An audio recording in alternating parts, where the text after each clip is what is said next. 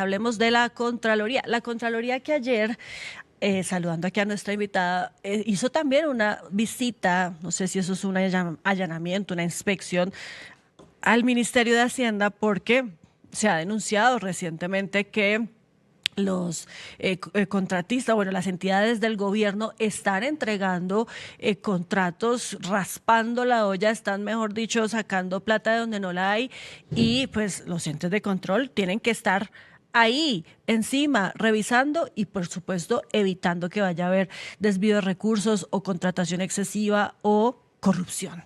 Para eso es que sirve una entidad como la Contraloría General de la República, y por eso es que es importante que quien la lidere pues sea una persona capaz, idónea, con un perfil decente y que tenga pues todos los pergaminos para ocupar ese cargo. Y una de las candidatas es Diana Carolina Torres, quien nos acompaña hoy aquí en De Frente de Tercer Canal. Muy buenos días, doctora Carolina. Gracias por acompañarnos hoy. Bienvenida a este espacio. No, antes a ustedes, muchísimas gracias, Paola y Mariana, gracias por la invitación y por abrirnos los micrófonos en este espacio. Claro que sí, porque decíamos que ya empezaron las entrevistas, pero si quiere, por favor, contemos un poco cómo ha sido este proceso, cuándo arrancó, quiénes se presentaron, cuántos han quedado y cómo va esta elección de Contralor. Bueno, ya llevamos varios meses del proceso, con más o menos unos casi 300 participantes. El proceso normalmente consiste en una convocatoria pública, se puede presentar pues como cualquier ciudadano o ciudadana que cumpla con el perfil, y se presenta un examen. Sí, primero se hace pues como un análisis de las hojas de vida, si cumple con el perfil, se presenta un examen. En el caso de esta convocatoria pasamos 37 personas del examen. Después de eso se hace una entrevista con una comisión que es la Comisión Accidental del Congreso de la República, conformada por algunos congresistas de Cámara y Senado, y después de la entrevista, entonces, los mejores puntajes, sumando la hoja de vida, pues que incluye la experiencia, el tema académico y todo esto, más el examen y la entrevista, entonces pasan los 10 primeros puntajes, 5 hombres y 5 mujeres por el tema de paridad, y pues en este momento ya estamos los 10 finalistas esperando entonces que el Congreso de la República tome la decisión. ¿Quién es el que hace la votación? El Congreso en pleno, tanto Cámara como Senado. La elección hasta ahora pues está citada para el 12 de agosto. Ayer, como lo indicabas, Paula, estuvimos en las entrevistas con el Senado y antier con la Cámara de Representantes en pleno. Entonces ya tuvieron pues la oportunidad todos los congresistas de conocer las hojas de vida, las propuestas que tenían cada uno de los candidatos o que tenemos, y ya esperar pues como el resto de estos días mientras que se da la elección. En ese tema del puntaje, ¿a usted cómo le fue? Digamos que hay como unos puestos dentro de esos 10 que quedaron, que pasaron como a la última ronda. ¿Y sí importa el puntaje o esto es una decisión netamente política, doctora Carolina? Bueno, realmente ya de los 10 que quedamos, no importa pues quién quedó con el primer puesto, no, porque pues realmente es un proceso que se hace de mucha gente, se hace pues una filtración muy exhaustiva pues con el examen, las hojas de vida, gente que tiene que tener pues obviamente una experiencia grande en el Estado, y entonces se puede escoger es como de esos 10, cualquiera de los 10, no importa pues como el orden. En el caso mío, yo soy de segunda entre las mujeres, como les indicaba, ahora son 5 hombres y 5 mujeres. Pero realmente pues aquí lo que ya pues importa es más el tema de la opinión que tengan los congresistas sobre cuál de las 10 personas que están en la lista pues debería ser quien ocupe el cargo de Contralor o Contralora General de la República. Yo quisiera preguntarle entonces cómo le fue en esas entrevistas, cómo ve el ¿Cómo se panorama. sintió? Sí, cómo se sintió. Pues yo me sentí muy bien, sí, yo me sentí muy bien, tanto en Cámara como en Senado. Inicialmente era como una entrevista en la que uno contaba un poco pues, de sus temas académicos, de la trayectoria que ha tenido en el control fiscal en otras áreas, y un resumen de las propuestas, porque solamente eran 10 minutos, entonces pues realmente no le da a uno como para explicar muy detalladamente cada una de las propuestas. Y después de eso, tanto en Cámara como en Senado, nos hacían unas preguntas. Sí, y nos daban 3 minutos para las preguntas, pero pues yo me sentí bien, creo que hicimos una tarea importante y un buen papel en el Congreso de la República estos 2 días. Sí, yo también quería preguntarle, ¿cuál cree usted que son los retos en este momento de la Contraloría o lo que la nueva persona o quien termine electo debe asumir con urgencia y con prioridad? ¿Cuál, por ejemplo, si fuera su caso, serían esas prioridades? Pero yo creo que un tema que es fundamental es el tema de las obras inconclusas. En Colombia hoy tenemos 1.349 obras inconclusas. Es una base de datos que va variando, ¿sí? Pueden entrar más o a veces salen cuando ya la obra queda pues organizada, pero creo que es un reto muy importante porque es algo que le preocupa mucho a la gente. Entonces, primero, la ciudadanía está muy preocupada por esto, la gente en los territorios es la que realmente se ve afectada con esa falta de terminación de las obras y además de eso, pues también es una preocupación generalizada de los congresistas y del país. Además, cuando hablamos de obras inconclusas, lo que está claro es que hubo una inversión grande en unas obras que pretendían solucionar un problema público o generar más calidad de vida para la gente y que están ahí esperando un montón de plata que está perdida o estancada en cemento. Entonces, lo que vamos a hacer al llegar y que vamos a ser una de nuestras prioridades es organizar un plan de choque inmediato, tanto desde el punto de vista de las auditorías, del seguimiento permanente y control preventivo, y desde los procesos de responsabilidad fiscal, para lograr reactivar en los primeros 100 días por lo menos el 30% de las obras, y por supuesto pues seguir avanzando en esos temas, y buscar también, además de la reactivación de las obras, queremos darle como un enfoque muy preventivo a la Contraloría. Desde el 2019 que sale el acto legislativo 04, que es el que reformó la Constitución en temas de control fiscal. Entonces, de pronto para los televidentes que no tenían así pues como todo el contexto normativo, es importante contarles que antes de este acto legislativo, el control era posterior. Por eso muchos de los ciudadanos pues siempre dicen, ay, pero la Contraloría llega tarde, ¿qué es lo que pasa? Es como una queja reiterada. Entonces, en vista de todo lo que estaba sucediendo, desde la Constitución se hizo una modificación y ahora el control sigue siendo posterior en la mayoría de los casos, pero podemos hacer un control preventivo, que lo que busca es que no ya solamente investigar y recuperar el recurso, que por supuesto hay que seguir haciéndolo, sino prevenir que ese recurso se pierda y es mucho más fácil. Entonces, en relación puntual con las obras inconclusas, ¿qué queremos también? O sea, entrar a un proceso de acompañamiento técnico, sin entrar a coadministrar ni mucho menos, de capacitación con las entidades territoriales, o sea, alcaldías, gobernaciones, porque nos hemos dado cuenta en el ejercicio también pues de nuestra profesión que muchas de las obras inconclusas están relacionadas no solo con temas de corrupción, que sí hay varias, ¿sí? Pero también es un tema a veces de desconocimiento, de limitantes en los territorios, de falta de capacidad institucional y de falta de acompañamiento a veces del gobierno nacional o del DNP, por ejemplo, en el caso de regalías. Entonces yo creo que eso es algo que tenemos que hacer desde la prevención en la Contraloría y que con seguridad nos va a permitir proteger los recursos y evitar que se pierdan pues más recursos en el país.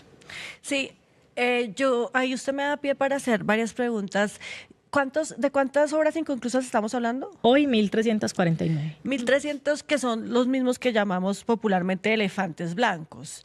Sí. Hay una diferencia ¿Por de qué? pronto con los elefantes blancos. O sea, las obras inconclusas son obras que estaban en construcción, ¿sí? Y que se quedaron sin terminar. O sea, están ahí sin finalizar, entonces se puede hacer una acción, ¿sí? Desde el punto de vista del gobierno nacional o los entes territoriales, depende de dónde sea, y la obra se puede finalizar, ¿sí? Entonces, para eso se requiere pues un acompañamiento, a veces la adición de recursos, y nos hemos dado cuenta que a veces también es un poco el querer de las instituciones o los limitantes normativos, porque cuando la obra está inconclusa y tuvo problemas, por ejemplo, el gobierno que llega y dice, ay, hijo madre, pues allá había un puente que lo estaba construyendo la administración anterior, tiene unos problemas, a mí me da miedo seguir porque de pronto me van a investigar, pero pues eso es lo que queremos trabajar, o sea, cómo articular con las diferentes entidades, que las entidades territoriales tengan esa seguridad de que pues hay un acompañamiento y que no les va a pasar nada porque hay que terminar las obras, o sea, es mejor terminar las obras que decir que vamos a investigar a alguien o que la fiscalía haga pues su tarea y de pronto pues limite la libertad de alguien, pero que la obra no se termine, realmente la ciudadanía no gana nada, las obras hay que terminarlas. Y los elefantes blancos son las obras que ya están terminadas, sí, que fueron terminadas, pero que nunca se pusieron en utilización, bien sea porque las hicieron y no se necesitaban, o porque las hicieron y a veces pasa que cuando hay cambio de administración, te dicen, no, pero a mí ese colegio lo hizo esa administración anterior, yo no voy a utilizar ese colegio, a mí no me sirve. O un caso que tuvimos alguna vez de un laboratorio, no, a mí ese laboratorio no me sirve, un laboratorio pues para temas ambientales muy bien dotado, en un departamento súper organizado todo, y llega la administración entrante, ¿sí? en un departamento y dice, no, a mí ese laboratorio no me sirve. Entonces, claro, llega la Contraloría y dice, venga, vamos a investigar, porque cuando las obras no se utilizan, pues primero se perdió el recurso porque era una obra pues que tú no necesitabas para nada, pero además de eso las obras empiezan a deteriorar. Entonces, a medida que el tiempo pasa sin utilizarlas, pues la pérdida del recurso siempre va incrementando. Claro, y usted decía que no en todos los casos pues se presentó corrupción, pero sí en muchos. Y a veces también la gente tiene como la percepción, la ciudadanía tiene la percepción de que los entes de control pues no funcionan como deberían, no tienen dientes, no tienen herramientas porque justamente pues permiten que el recurso se pierda. Y sí, muy importante retomar esas obras inconclusas y poder terminarlas, pero ¿y la plata que se perdió qué? La Contraloría sí recupera recursos en estos procesos de responsabilidad fiscal que adelanta, o es muy poca la plata que se logra pues recuperar. Les voy a contar algo importante. Ayer que estaba en la entrevista, ¿sí? Desde que inicio pues yo como la intervención, decía que la propuesta o la visión que yo tengo de la Contraloría está muy orientada a recuperar la confianza de la ciudadanía en las instituciones, en particular en la Contraloría, por lo que tú estás diciendo. O sea, en general la gente dice, ay, pero se pierde la plata, no llegan, sí, pero también dicen, pero es que lo que recuperan es muy poquito, o la Contraloría no sirve porque pues gasta mucha plata, pero cuando uno va a ver la recuperación es mínima. Entonces, esa es como una apuesta, poder recuperar la confianza de la ciudadanía. Hay una cosa que es importante, o sea, en primer lugar, sí, históricamente siempre hemos visto pues que la recuperación del recurso público es baja en relación con los niveles de corrupción que hay, ¿sí? Es baja, porque lo estamos mirando desde el punto de vista de cuánto está recuperando específicamente, pero hay un tema que la gente no ha visto desde las Contralorías, y que es, hay algo que se llama el efecto disuasivo, el efecto disuasivo. ¿Qué significa eso? Que una cosa es cuando la plata se pierde, que la Contraloría tiene que entrar a recuperarla y que vamos a recuperarla y que hay que seguir haciendo tareas para recuperarla. Ahorita les digo un par de cositas que podemos hacer, pero hay un efecto disuasivo que es muy difícil de ver, pero que cuando la Contraloría hace bien su trabajo e investiga y está pendiente, entonces hace ese efecto de evitar que la plata se pierda. Lo que pasa es que es muy difícil contarle a la ciudadanía, mire, eso se iba a perder y yo llegué allá y lo salvamos, porque no es tan fácil, solamente casos concretos que ya venían mal y que la Contraloría logra pues como que se recupere. Pero es un efecto que es muy importante para el país, que a veces no se ve, que es un poco invisible, pero que es importante que la ciudadanía pues lo conozca. O sea, yo les voy a poner un ejemplo. Si usted está administrando lo público y no necesariamente tiene que tener pues un tema de corrupción, pero usted en lo público, quienes hemos estado en lo público, sabemos que no es fácil, que es el día a día, lo urgente, lo que hay que hacer, y uno a veces deja de lado pues esos temas importantes de control interno también y de administración. Pero cuando uno sabe que la Contraloría llega, uno que dice, no, la Contraloría viene la otra semana, organicemos la contratación, pilas con esto, pilas con los documentos, tienen bien los estudios previos. Es decir, hay un deber de cuidado que se incrementa en la administración pública cuando saben que la Contraloría o que las entidades de control están encima, ¿sí? Entonces, eso yo creo que es algo que hay que tener en cuenta y que es muy importante. Pero eso lo permite el control preventivo y concomitante. Eso lo permite el control preventivo y concomitante, claro. Pero también cuando era control posterior, pues se daba el efecto. Lo que pasa es que no estaba especificado desde la norma ese principio, así que ahora sí está muy específico. Pero lo mismo, si por ejemplo me van a revisar, yo sé que estoy haciendo un contrato, pero que la Contraloría al final del semestre me lo va a venir a revisar, o sea, yo me esfuerzo por hacer las cosas administrativamente muy bien. Y la plata en Colombia se pierde por dos factores. Uno, por corrupción, ¿sí? Que es la que más nos preocupa a todos y lo que más se habla en todos los espacios. Y segundo, pues o por falta de conocimiento o negligencia o debilidades administrativas, ¿cierto? Entonces son dos temas que hacen que la plata, los recursos públicos se pierdan o que no sean bien invertidos. Entonces, la Contraloría ha venido incrementando pues ese ejercicio de recuperación de recursos en los últimos años, pero aquí tengo una propuesta nueva también para efectos de la recuperación, y es el tema de reorganizar las medidas cautelares y reorganizar la forma en que el Estado recibe o la Contraloría recibe el recurso recuperado. Sí, actualmente pues digamos que hay unas falencias en eso porque la norma hay una norma muy antigua en la que nos estamos basando para la recuperación del dinero cuando ya hay un fallo de responsabilidad fiscal, por ejemplo. Entonces la idea es poder unificar un estatuto de responsabilidad fiscal que nos permita desde la norma tener lo que tú mencionabas ahorita, más dientes para poder recuperar el recurso, porque a veces también hay limitantes normativos que la mayoría de la gente pues no conoce porque es algo muy técnico. Entonces la idea es reorganizar el tema de las medidas cautelares para poder salvaguardar el recurso público desde el principio y organizar o reorganizar desde el punto normativo la forma de que las personas también puedan pagar, ¿sí? cuando se les condena por responsabilidad fiscal, con bienes que tengan. Porque esa es una dificultad que la mayoría de la gente pues no tiene por qué saber, digamos, porque es un tema muy interno de la Contraloría y muy técnico, pero cuando se hace un fallo con responsabilidad fiscal, pues la persona que es condenada debe ir a pagar en la cuenta y depositar y devolver al Tesoro Nacional el dinero que se perdió, pero no tienen con qué. A veces no tienen el efectivo así, pero pueden tener algún bien. Y eso no se puede hoy. No se puede embargar bienes. Sí, embargamos bienes, pero ese es un trámite que tiene que hacer la Contraloría y es supremamente demorado. Entonces casi no hay recuperación por el medio de embargo porque toca secuestrar los bienes, o sea, es un trámite muy largo. Pero a veces la gente dice, mire, yo no tengo efectivo, pero tengo un lote, tengo una casa, tengo esto y tengo el deseo de pagar y devolver el daño, resarcir el daño. Entonces la Contraloría hoy no tiene esas capacidades pues para recibir esos bienes por la dificultad de administrarlos. Pero hay formas técnicas en las que podemos hacer para que la recuperación del recurso sea cada vez más alta. Yo ahí quisiera saber, Diana, cuál es su opinión, porque dice que uno de los principales motivos de que se pierdan recursos en el país pues es la corrupción, y entonces la gran pregunta que yo creo que muchos colombianos también se hacen es ¿por qué en Colombia permanece y es constante la corrupción? ¿Sí?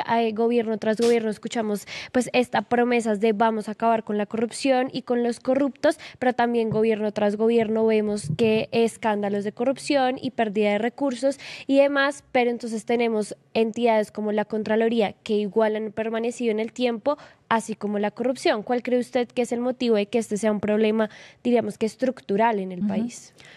Sí, Mariana, tú lo has dicho, o sea, es un problema estructural y hay un tema en que muchas veces en Colombia no hablamos, o cuando hablamos por lo menos desde las instituciones lo hacemos como de una manera muy formal o porque nos toca.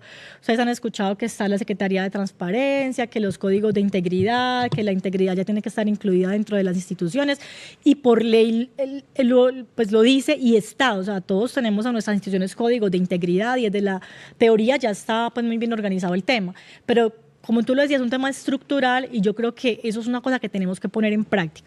Yo decía también en mi intervención ayer y en otros escenarios donde he tenido la oportunidad de hablar sobre las propuestas, y yo decía, miren, lo primero que tenemos que hacer es fortalecer la Contraloría desde adentro, ¿sí?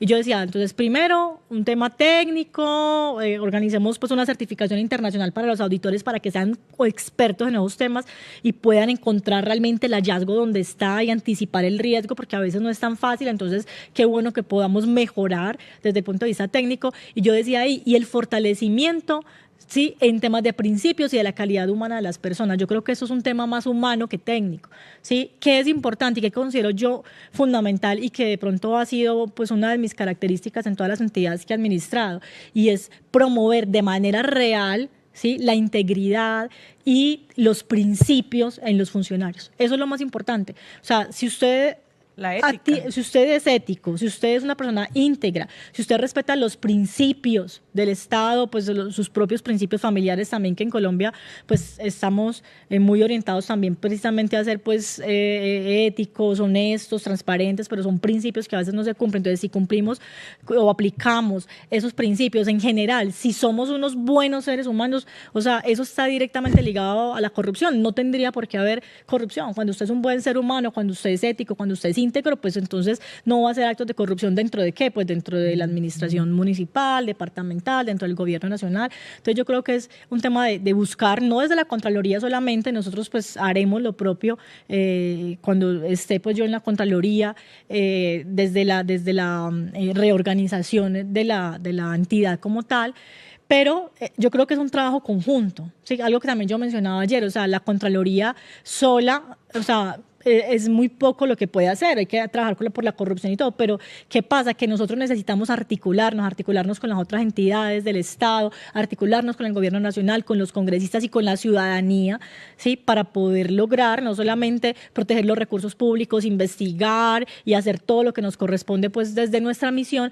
sino también para ir trabajando de manera conjunta en la transformación cultural, ¿sí? De todo un país que necesita mejorar desde el punto de vista de sus valores y principios, y un país que se merece eso, que se merece pues unos administradores correctos, transparentes, que estén enfocados precisamente en administrar bien el recurso y en mejorar la calidad de vida de todas las personas. Pero esa articulación, doctora Carolina, también podría ir enfocada hacia reformar todo el sistema, las leyes de contratación que también permiten que se cuele la corrupción y que pues haya todo este tipo de escándalos por la forma en que se negocian los contratos y demás. Yo, por ejemplo, tengo una frase en mi libro que acabo de publicar que está en la contraportada y que la dijo el señor Emilio Tapia, uno de los símbolos de la corrupción en Colombia, y es que el Estado paga también los contratos que sobra para, o que alcanza mejor, para ejecutar la obra y pagar las comisiones, que también en el mundo de la corrupción se conocen como coimas.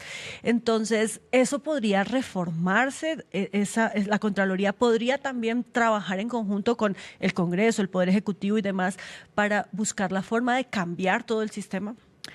Sí, claro, la Contraloría puede hacerlo. De hecho, desde el, por ejemplo, en el 2012 participó también con la reforma normativa que buscaba pues con el Estatuto Anticorrupción, y ahorita pues en el 2019 también lideró precisamente ese cambio normativo para, inclusive ese fue mucho más grande porque aquí fue una reforma constitucional que buscaba adicionar el control preventivo para pues disminuir también los índices de corrupción, ¿cierto? Y claro, la idea es que podamos estar articulados, pero eso es un tema que hay que pensarlo en país, ¿sí? O sea, es un tema que hay que pensarlo porque a veces la gente siempre dice, mire, es que el problema son las normas que permiten, no siempre son las normas, ¿sí? Sino también la forma en que la gente aplica la norma o la forma en que la gente encuentra en la norma el camino para la corrupción. Entonces, muchas veces uno puede ajustar la norma o fortalecer los temas, porque yo creo que en los últimos años, pues en los últimos 20 años, el sistema colombiano pues ha venido fortaleciéndose normativamente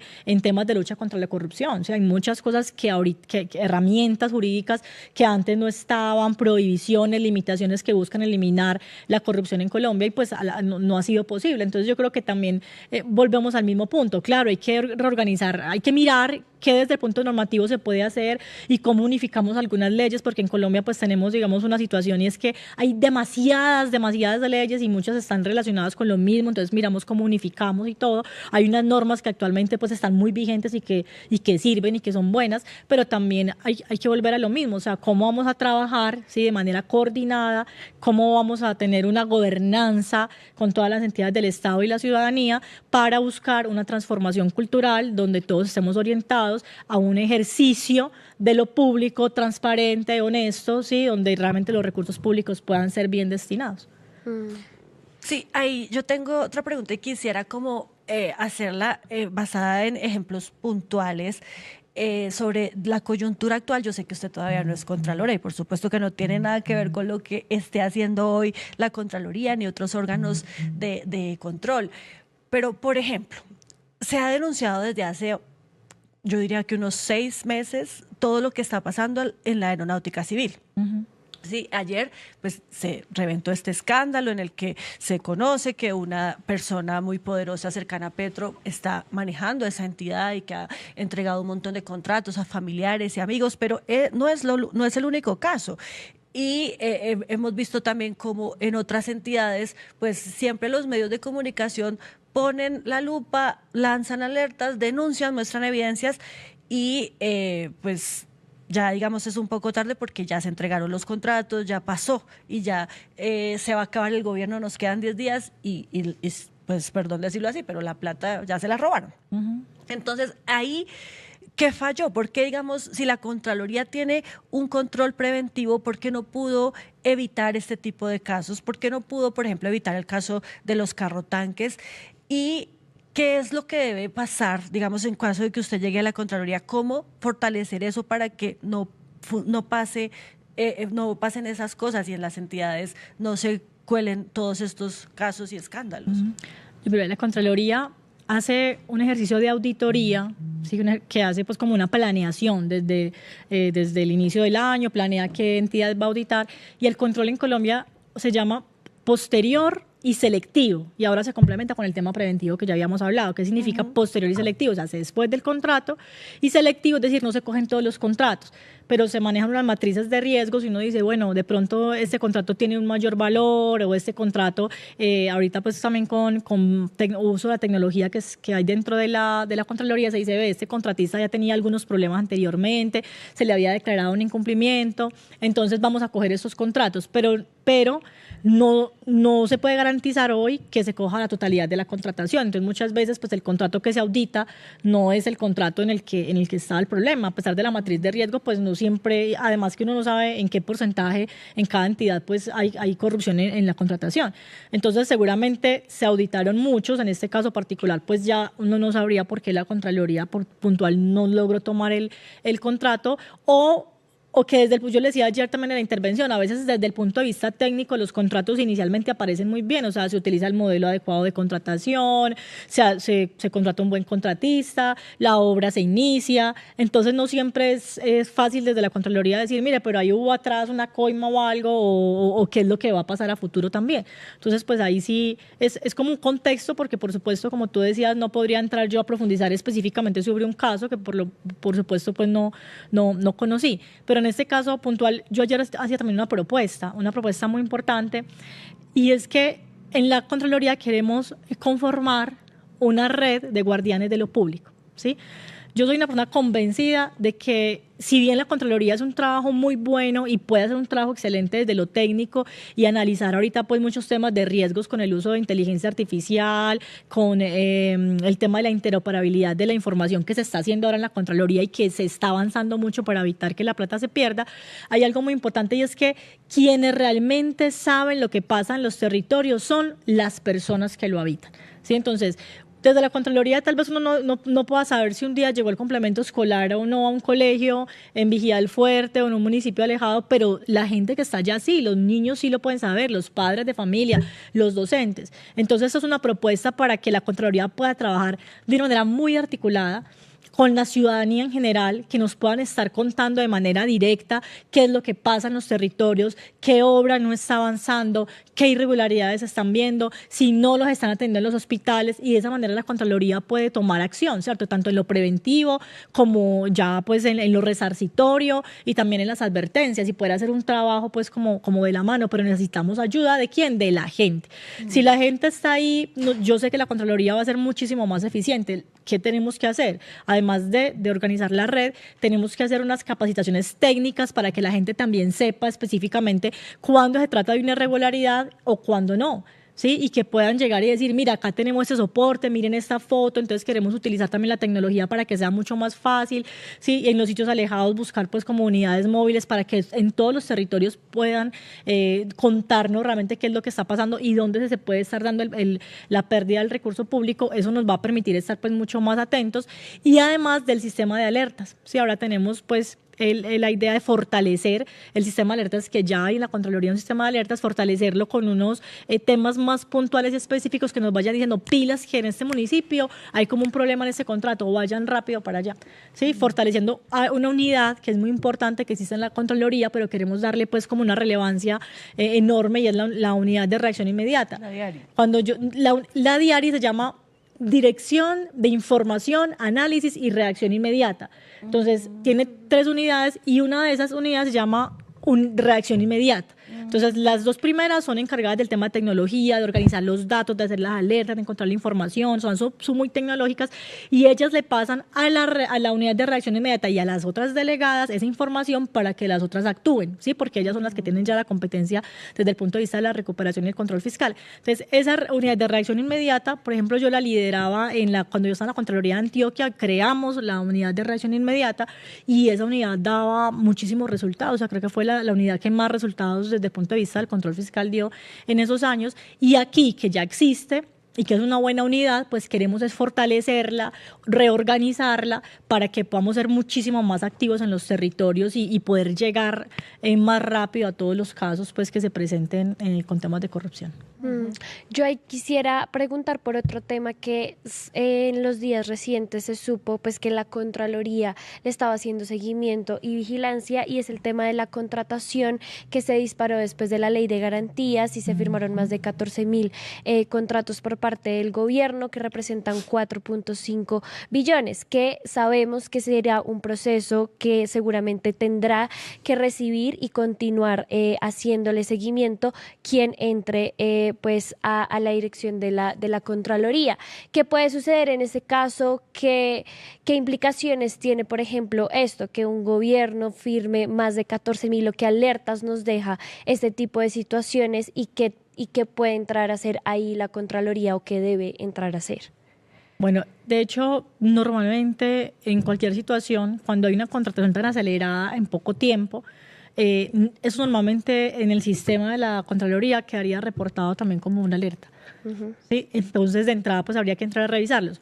No sé cuántos contratos sean, pero por supuesto que en caso de llegar a la Contraloría habría que entrar a hacer también una actuación especial para revisar pues, la contratación que se hace en los últimos meses. ¿Sí? Para revisar a ver realmente si era contratación que se necesitaba o realmente qué fue, pues porque entre otras cosas me imagino que a la Contraloría ya deben estar llegando las denuncias al respecto, entonces pues tendrá que revisarse las denuncias una por una. Eso es un proceso que demora, es decir, hacerle seguimiento a este tipo de contrataciones tan masivas, ¿qué implicaciones o qué procesos requiere por parte de la Contraloría? Ahorita como son contrataciones que apenas están iniciando, entonces la forma de hacerlos es a través de seguimientos permanentes, ¿sí? Y del control preventivo. Entonces habría que revisar en la primera parte jurídica y contractual, cómo se hizo, el objetivo del contrato, el objeto del contrato, como las cosas que se pueden revisar hasta el momento en que van, ¿cierto? Porque la ejecución del contrato, por ser pues ahorita que apenas van a empezar la ejecución, pues habría que esperar a que finalicen, pero se puede ir haciendo un seguimiento permanente para mirar cómo va avanzando la ejecución del contrato. Eso es lo que se puede hacer inicialmente. Aquí ya nos están comentando muchas personas sobre este tema, esta entrevista, dice Aleja Forever, gracias Aleja Forever, porque de verdad que ella es Forever. Forever, ¿no? sí. Chévere esa propuesta, está comentando sobre lo que usted propone sobre la forma de recuperar más fácil los recursos. Dice CL Novoa 85, suena muy bonito lo que dice, pero eso es como un buzón de quejas y reclamos, no sirve para nada. De ejemplo tienen a la CPS y sus PQR. Y dice Cristian Milán 9162, le pueden preguntar a la doctora candidata Contralora cómo van a utilizar herramientas de IA para optimizar el funcionamiento de la Contraloría. Sí, para Cristian les quiero contar, y lo mencionaba ahorita, ya hay en la Contraloría, desde el 2020 más o menos, se viene fortaleciendo mucho el tema de tecnología y hay una unidad que se dedica precisamente a todo eso, temas tecnológicos. Y dentro de las herramientas tecnológicas tiene el tema de inteligencia artificial. Entonces, esa inteligencia artificial se usa y la vamos a usar para pues garantizar o por lo menos para hacer todo el sondeo y revisar el tema de las alertas. O sea, aquí el tema de la inteligencia artificial va a ser muy importante porque es la que nos va a permitir entender como cuáles son esos patrones que se utilizan entre los corruptos para poder organizar las alertas y saber más fácil hacia dónde tenemos que llegar, pero también nos va a servir muchísimo la inteligencia artificial para avanzar más fácil en los procesos y procedimientos internos de la Contraloría. Por ejemplo, hace algunos años, si nosotros queríamos hacer, por ejemplo, un cruce de bases de datos, yo no sé si recuerdan unos casos de los niños que aparecían en la lista de la cobertura educativa y que eran niños fantasmas o que estaban duplicados, o sea, había varios temas. Entonces, la Contraloría cuando hizo esas investigaciones tenía que coger casi que unos Exceles y hacer uno por uno el cruce de las bases de datos, entonces se demoraban meses. Pero ahorita con el tema de la inteligencia artificial, pues va a ser mucho más fácil hacer todo el cruce de bases de datos, porque eso se hace de una, pues lo que hacían en 3 meses lo pueden hacer ahora en media hora, en 20 minutos. Entonces la inteligencia artificial que se ha venido pues utilizando, se seguirá utilizando, y la idea es fortalecer y poder tener inteligencia artificial in-house para también garantizar la seguridad de la información que se maneja en la Contraloría General de la República. Doctora Carolina, Diana Carolina Torres, ya vamos cerrando, pero yo quiero preguntarle, bueno, sobre su perfil, su hoja de vida, de dónde salió usted, pero antes de eso, usted nos acaba de recordar hace unos minutos que usted fue Contralora Delegada de Antioquia, delegada no, Contralora Regional de Antioquia, ¿sí? Y quiero preguntarle por las contralorías regionales. ¿Usted qué piensa sobre eso? Porque también hay muchos desde el sector político también que dicen que no funcionan, que deberían acabarse y que todo debe estar centralizado, que pues no es lo que quiere hoy el gobierno, en la Contraloría General de la República. Y también ahí mismo preguntarle sobre tal vez la falta de articulación que puede haber en este momento entre los otros entes de control o con los otros entes de control, con la Procuraduría y la Fiscalía.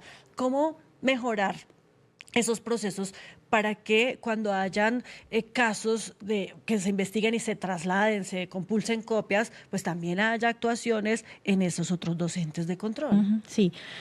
Bueno, en relación con lo que me preguntaba, sí, yo estuve en la Contraloría de Antioquia, también en la Contraloría General de la República, fui Contralora Provincial, ahí sí delegada para Antioquia, he sido delegada de Regalías y también Contralora General de Medellín. Entonces, digamos que tengo pues como el panorama tanto de la Contraloría General de la República como de las Contralorías territoriales, del relacionamiento que estas dos tienen y cómo son esas funciones y cómo sirven o no a los territorios. Entonces, en relación con las Contralorías territoriales, actualmente hay 67 Contralorías territoriales. Un montón. Sí, y hay tanto algunas municipales como departamentales. Entonces, por ejemplo, tú me preguntabas Antioquia. En Antioquia hay Contraloría de Antioquia, Contraloría de Medellín, y está la Contraloría General de la República, que también audita recursos en Antioquia.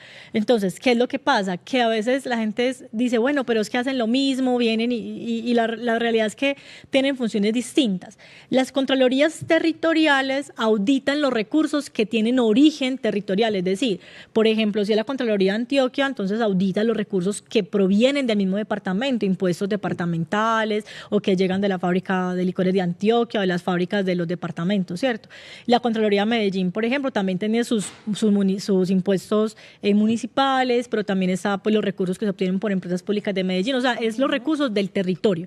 Y la Contraloría General de la República lo que audita en todos los territorios son los recursos del origen nacional, es decir, Sistema General de Participaciones, regalías, en fin. Entonces, digamos que hay una división en las funciones, pero desde el punto de vista del origen de los recursos, ¿cierto? Es como para dar también contexto a los televidentes. ¿Qué pasa? Entonces ahí lo que tú mencionabas, hay quejas que a veces no funcionan, las han querido cerrar y todo lo demás, y pues yo que he sido Contralora Territorial, yo considero que es que hay algunas Contralorías que actualmente están muy débiles. El control fiscal territorial se viene debilitando también por falta de recursos. Yo conozco Contralorías departamentales que tienen más de 100 sujetos de control que tienen que auditar y tienen 20 o 30 funcionarios. Entonces miren que el tema de las capacidades a veces es complejo, por eso tal vez no dan los resultados que la ciudadanía esperaba. Yo qué considero en este momento, hubo una reforma de la que ya hemos hablado en el programa ahorita en el 2019 en el acto legislativo 04 que fortaleció muchísimo a la Contraloría General de la República en recursos, en tecnología y en todo. Personal. Sí, pero además se crea el tema del SINACOF, ¿sí? Que es el sistema nacional por medio del cual se busca también, entre otras cosas, unificar todos los temas relacionados con control fiscal. Y ahí están, o está conformado por la Contraloría General de la República, la Auditoría General de la Nación y las Contralorías territoriales. Ahí es un espacio perfecto de articulación y de colaboración entre las entidades de control fiscal. Entonces, ¿qué se puede hacer y qué queremos hacer realmente? Fortalecer desde la Contraloría General de la República, ayudar a fortalecer las Contralorías territoriales, ¿sí? que tengan pues también acceso a la tecnología que ya la Contraloría General de la República tiene desde respetando los límites legales que tenemos por la reserva de la información, y que puedan también las Contralorías territoriales no partir de cero, sino que puedan tener pues como unos avances iniciales y hacer un mejor trabajo. Es un tema de acompañamiento, un tema de acompañamiento y de empezar de manera conjunta a demostrarle al país que realmente las contralorías sí funcionan. Y yo creo que, yo lo decía al iniciar y lo decía ayer, hay que devolverle a la ciudadanía la confianza en las instituciones, no solamente en la Contraloría General de la República, también en las contralorías territoriales, y que la gente pueda ver que realmente en las contralorías y la Contraloría General de la República sí pasan cosas, y pasan cosas buenas. ¿Qué pasa? Se recuperan los recursos, se defienden los recursos públicos, ¿cierto? Entonces, digamos que esa es como la primera parte de lo que me preguntabas. Y por otro lado, el tema de la articulación. Yo ayer hablaba también en mis propuestas de la gobernanza. Es necesario que la Contraloría, la Fiscalía, la Procuraduría y demás entidades estemos articuladas trabajando en pro pues, del país. Y algo muy importante que tú tocabas y que es real y que pasa muchísimo es que las Contralorías, por ejemplo, mandan los traslados y no hay un seguimiento que uno le haga a ver qué pasó en la Procuraduría o qué pasó en la Fiscalía. O sea, son independientes completamente. Yo puedo hacer un fallo de responsabilidad fiscal y condenar a una persona, y la Fiscalía eventualmente diga que ahí no hay un delito, y está bien, porque la Contraloría pues lo que hace es revisar el tema del recurso público y la Fiscalía se ocupa, por ejemplo, del tema de delitos. Pero a veces sí hay acciones pues que podrían coordinarse, y yo quisiera que desde la Contraloría pudiéramos liderar un sistema unificado entre las dependencias, donde los casos importantes que puedan cumplir con las características de faltas disciplinarias, delitos y pérdida del recurso público, pues puedan llevarse en una matriz, y que podamos tener las tres entidades conocimiento de lo que va pasando en los diferentes temas, y que uno como Contraloría pueda saber, venga, nosotros hicimos esos traslados y fueron o no fueron exitosos, o qué fue lo que pasó en las otras dos entidades, igual ellos, porque también la Fiscalía y la Contraloría nos hacen a veces traslados a nosotros para que nosotros hagamos las investigaciones y que podamos estar enteradas entonces de los resultados que damos entre las entidades, y evitar a veces duplicidad de acciones, pues, aunque cada una tiene sus competencias muy diferenciadas, pero sí se puede dar pues esos temas. Sí, yo ahí quisiera saber, porque también ha habido respecto a este proceso de elección del nuevo Contralor o la nueva, ha habido señalamientos e incluso acusaciones de que se van a interponer recursos jurídicos y demás por el proceso. ¿Cree usted que ha habido todas las garantías para este proceso en el que usted se encuentra? ¿Y cómo percibe usted este tema de la paridad o la equidad de género en esta contienda, sí, en este concurso? Yo les quiero contar una historia. No sé si los televidentes tienen conocimiento de eso, pues porque a veces son asuntos pues más bien alejados del Estado. Esta no es la primera vez que yo participo en la convocatoria. Yo participé también hace 4 años, ¿sí? Hace 4 años yo estuve en la lista de 20, y pues el Congreso eligió 10 personas, ¿sí? En la que yo pues no logré pasar inicialmente.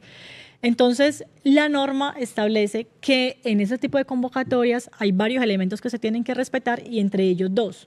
Uno, el tema del mérito, es decir, deben pasar los 10 que ocupen los 10 mejores puntajes. Y segundo, el tema de género, debe haber paridad en la lista. Cuando son listas, debe haber 5 y 5, pues, o la mitad y la mitad. Y cuando son ternas, por lo menos debe haber una mujer. ¿Eso por qué? Porque lo dice la ley. Entonces, hace 4 años, en vista de que yo estaba dentro de esos 10 primeros puestos, y que además la lista no estaba conformada de manera igualitaria por hombres y mujeres, yo interpuse una acción de tutela, ¿sí? Y el tribunal ordenó en su momento, por el tema de mérito y por el tema de paridad, que se reorganizara la lista. En ese momento yo alcanzo a entrar a la lista de los 10, ¿sí? Y desde entonces se marca, digamos, una línea o un antecedente claro de que en ese tipo de convocatorias pues tienen que ser 5 mujeres, 5 hombres, como tú decías, Mariana, debe ser una lista paritaria.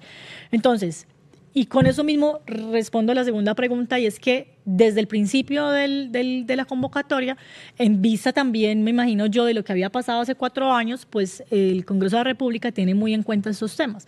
Y realmente pues el tema del mérito se ha respetado durante todo el proceso, al igual que se respetó el tema de la paridad, y desde lo que yo he revisado y he visto, pues se han cumplido tanto con las leyes que regulan la convocatoria pública como con las resoluciones 04 y 05, que eran las que regulaban de manera particular este concurso. Entonces, en mi consideración, pues la convocatoria ha cumplido como los requisitos, ¿sí? No evidencio yo irregularidades que puedan dar pie a que la convocatoria pues sea anulada, pero pues obviamente es una posición también pues como candidata y ya habría que esperar también las decisiones judiciales, que son en últimas pues quienes toman esa decisión, quienes hacen los análisis y que por supuesto habría que respetarlas.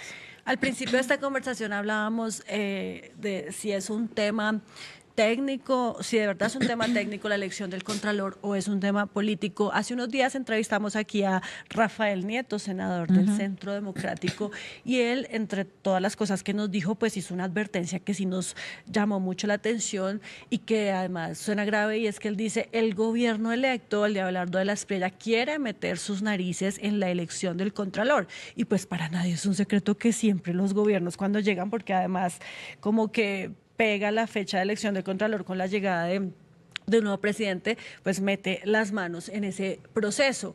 ¿Qué decir sobre eso, doctora Carolina Torres? Si usted sí cree que va a haber un proceso transparente, riguroso de elección, o si sí se van a meter los políticos a tratar de manipular esta elección.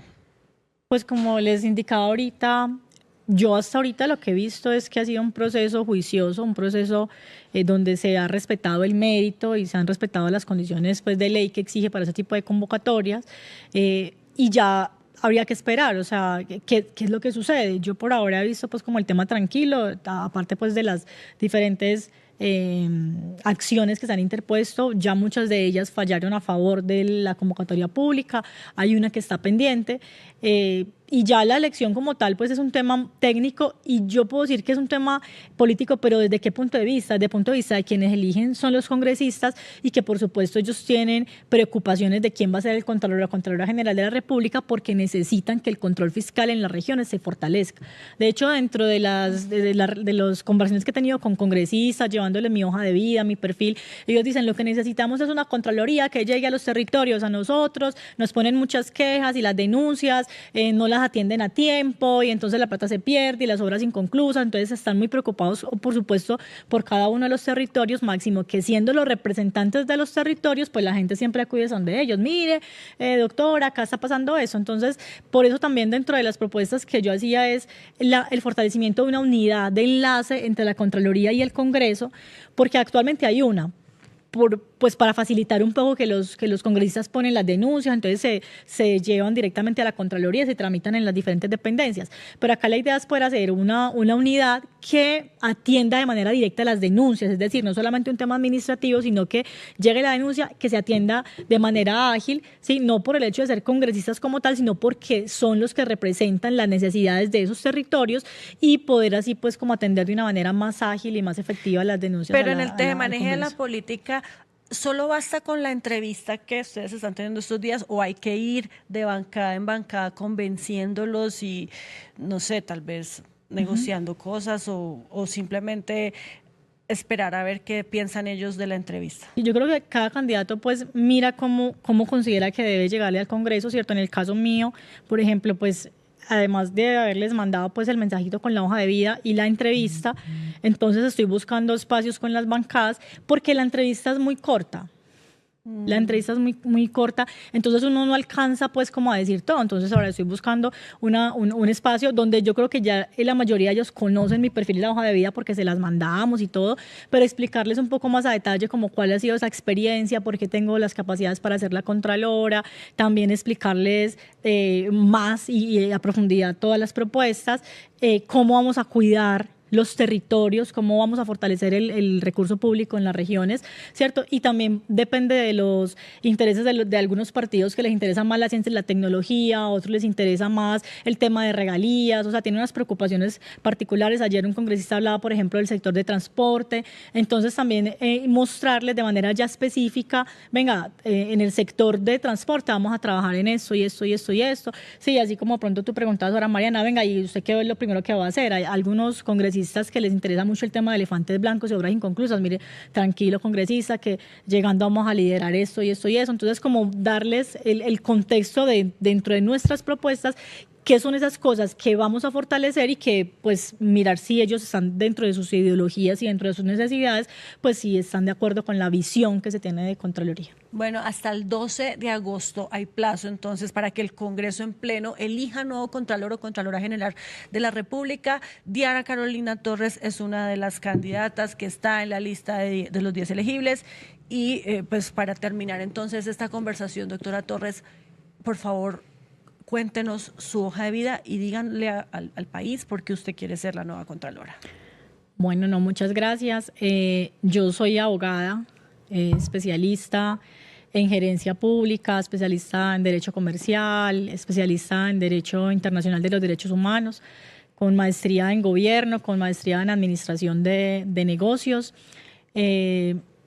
Candidata a doctora en educación, soy docente de cátedra desde hace muchos años, más que todo en las áreas pues, de constitucional, derecho público, contratación y por supuesto el tema de control fiscal, y he dedicado mi vida al control fiscal. O sea, si bien he estado también en otros escenarios de administración en temas del derecho de los niños o del tema de mujeres, pues yo he estado, como les decía ahora, en control fiscal, he sido contralora territorial, contralora delegada también en las regiones, y contralora de regalías. He tenido una gran experiencia en este sector y yo creo que precisamente esa experiencia y el deseo que he tenido de avanzar en los procesos de control fiscal, pues me han hecho pues como desear estar hoy en día en un cargo de estos. He tenido la oportunidad también de liderar grandes investigaciones, sí, como temas, por ejemplo, de Hidroituango. Hemos tenido la oportunidad de liderar algunas investigaciones importantes de RIA. Hemos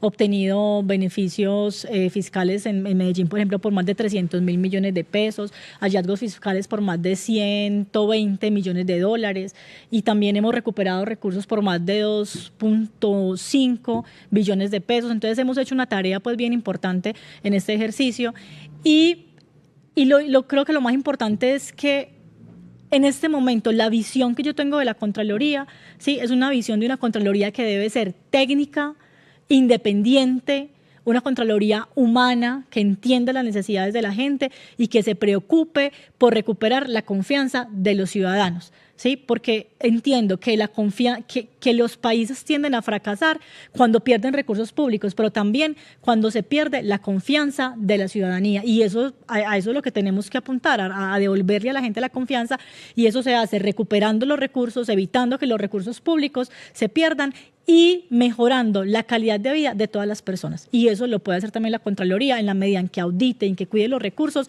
Esos recursos se van a ver bien invertidos y la calidad de vida de las personas se va a mejorar. Así es. Bueno, pues entre 2010 y 2014 fue el último periodo que tuvimos al frente de la Contraloría General de la República, una mujer que fue la doctora Sandra Morelli. Ojalá esta vez, otra vez, una mujer llegue a ese importante cargo en este ente de control fiscal. Le deseamos muchos éxitos, doctora Diana Carolina Torres, y muchas gracias por haber estado aquí en De Frente. ¿Estuvo más fácil esta o la del Congreso? Esta estaba más fácil. Muy bien, muchas gracias y muchos éxitos. No, muchas gracias a ustedes, muchas gracias. Ahí está, ustedes ya la vieron, la conocieron. Diana Carolina Torres, una de las candidatas para estar en la Contraloría General de la República en los próximos 4 años, es que dura el periodo, ¿sí? Así es, 4 años. Hagamos una pausa aquí en De Frente, ya regresamos porque tenemos muchos más temas en este programa. Ayúdanos a seguir con nuestra labor periodística a través de nuestro NECI 310-779-3518. Lo hiciste artísticamente y lo hiciste con las víctimas, que eso es un mensaje a dar. Caminamos juntos, todos con el progresismo por las calles defendiendo el plebiscito por el sí. ¿Cuál es la capacidad de generación de vivienda? ¿Los subsidios para quién son? Diciendo que le vamos a quitar los privilegios a los políticos. La política no descansó este fin de semana. Con estos personajes señalados por corrupción. Sí, señora, sí, señores. Llega la central. Este espacio semanal que hemos concebido para reflexionar sobre asuntos coyunturales. Allí vivía la familia de Pablo Escobar Gaviria.